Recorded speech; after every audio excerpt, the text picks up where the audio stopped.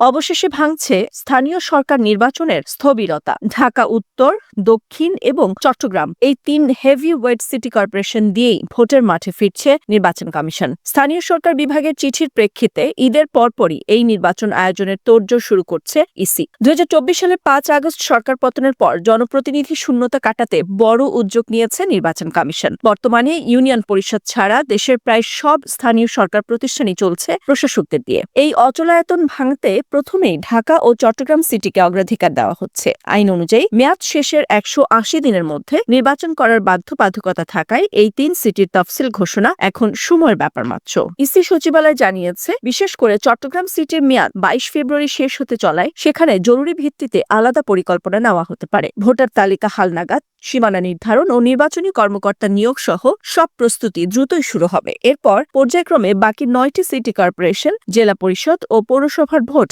আয়োজন করা হবে। নির্বাচন কমিশনার মোহাম্মদ আব্দুর রহমান মাসুদ নিশ্চিত করেছেন, ঈদের পরপরই ধাপে ধাপে সম্পন্ন করা হবে এসব স্থানীয় সরকার নির্বাচন।